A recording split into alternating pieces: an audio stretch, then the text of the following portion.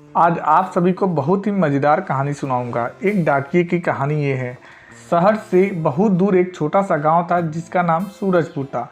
सूरजपुर में टेलीफोन की सुविधा अभी तक नहीं आई थी, इसीलिए वहां पर डाक भेजने का अभी भी काम शुरू था और लोग एक दूसरे को डाक भेजते रहते थे। उनके गांव में एक डाकिया था जिसका नाम धर्मू था और धर्मू बहुत ही ईमानदार इंसान था। वो गांव वालों को बहुत ही मदद किया करता था और उनके साथ बहुत अच्छे से ही रहा करता था। एक दिन धर्मू अपने साइकिल पर जा रहा था, तभी एक घर में डाक देने के लिए रोका। उससे घर की शीला मौसी बाहर आए और धर्मू से कहा, तुम तो हर हफ्ते मुझे टाइम पर डाक लाकर दे देते हो, इसका मुझे बहुत ही शुक्रिया अदा करना चाहिए। इस पर धर्मू कहता है, नहीं नहीं, यही मेरा काम है, और यह कहकर वह आगे डाक बांटने के लिए चला जाता है। आगे जाकर धर्मू एक और डाक देता है। घर में एक औरत बाहर आती है और कहती है, मेरे पति तो फौज में हैं और तुम्हारे डाक के जरिए मेरी उनसे बात हो पाती है, तुम्हारा बहुत बहुत धन्यवाद। यह कहकर धर्मू कहता है, यह तो मेरा सौभाग्य है जो मुझे इस काम का अवसर मिला, और यह कहकर धर्मू वहाँ से चला जाता है। जब धर्मू अपनी साइकिल से डाक बांटकर घर जा रहा था, तभी उसे रास्ते में एक पेड़ के नीचे मनीष बैठा हुआ दिखा। मनीष एक गांव में रहने वाला आदमी था जो खेती बाड़ी करके अपना गुजारा करता था। वह बहुत ही उदास और गमगीन नजर आ रहा था। तभी उधर मनीष को देखकर धर्मू से कहता है, क्या बात है मनीष भाई, तुम इतने उदास और गमगीन क्यों लग रहे हो? यह सुनकर मनीष कहता है, मेरी माँ बीमार है और शहर के अस्पताल में है। मेरी बीवी भी उनके पास है और उनके पास पैसे भी ख़त्म हो गए हैं। मुझे उन्हें एक ख़त लिखना है और उन्हें पैसे भी भेजने हैं, लेकिन मेरे को ख़त लिखना ही नहीं आता। तुम्हें अपना डाक कैसे शहर भेजूं उस अस्पताल में? इधर यह सब बात सुनकर धर्मू कहता है, तो मैं किस लिए हूँ, लो मैं तुम्हारा खत लिख देता हूँ और तुम्हारे पैसे भी खत के साथ शहर के उस अस्पताल में भेज देता हूँ। यह सुनकर मनीष बहुत खुश हुआ और मनीष को लिखने नहीं आता था, इसीलिए धर्मू ने मनीष को खत लिखकर दिया, लेकिन खत पर एड्रेस नहीं था डाला, और फिर धर्मू को पैसा लेकर चला गया शहर को जाने के लिए और आगे डाकिया को दे दिया। इधर 2 दिन गुजर जाते हैं और मनीष की माँ को वह खत और पैसे नहीं मिलते हैं। मनीष बहुत ही गुस्से में धर्मू के पास पोस्ट ऑफिस जाता है और धर्मू से कहता है, मैं तुम पर भरोसा करके अपना डाक और पैसा तुम्हारे पास दिया था, लेकिन आज पूरे 2 दिन हो गए।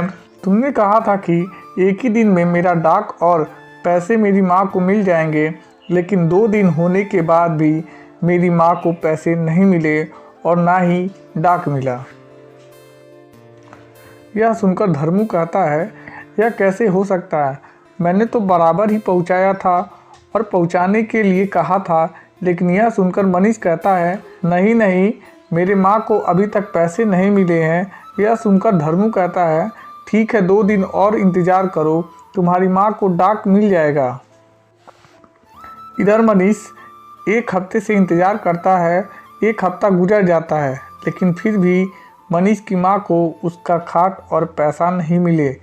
अब मनीष समझ जाता है कि पैसा धर्मू रख लिया है और वह गांव के सरपंच से जाकर कहता है। गांव का सरपंच बड़े गुस्से से धर्मू के पास जाता है और कहता है, तुमने यह गलत किया है। तुमने मनीष के माँ के पैसे देने थे, लेकिन तुमने खुद रख लिया है। अब तुम इस डाकघर में नहीं रह सकते, तुम यहाँ से निकल जाओ। यह सभी बातें सुनकर धर्मू बहुत ही नाराज़ हो जाता है और बहुत ही गमगीन हो जाता है, क्योंकि अभी तक उसने गांव के लिए बहुत ही ईमानदारी से काम किया था, लेकिन अभी कुछ गलती भी न होकर उसकी गलती का भुगतान भरना पड़ रहा है।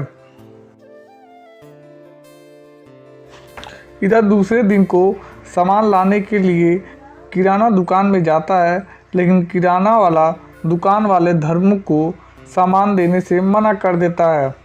वह कहता है, तुम तो बहुत ही लालची इंसान हो और तुमने तो मनीष के पैसे ही खा लिए। यह सुनकर धर्मू को बहुत ही गुस्सा आ जाता है और वह अपने घर आ जाता है। 2 दिन भी चाहते हैं धर्मू बगैर खाने पीने के अपने घर में बंद हो जाता है और किसी से बात नहीं करता। फिर अगले दिन मनीष भागता हुआ गांव के सरपंच के पास पहुंचता है और कहता है, मुझे बहुत बड़ी भूल हो गई है।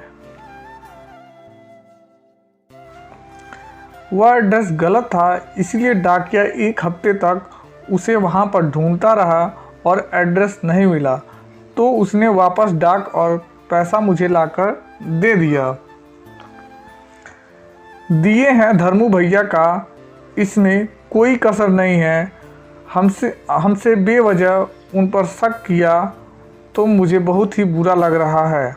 यह सुनकर सरपंच कहता है, तुम्हारी वजह से तो हमने भी उसे धर्मू पर शक किया और सभी धर्मू के घर जाते हैं और जाकर देखते हैं धर्मू दरवाज़ा बंद करके सोया हुआ था।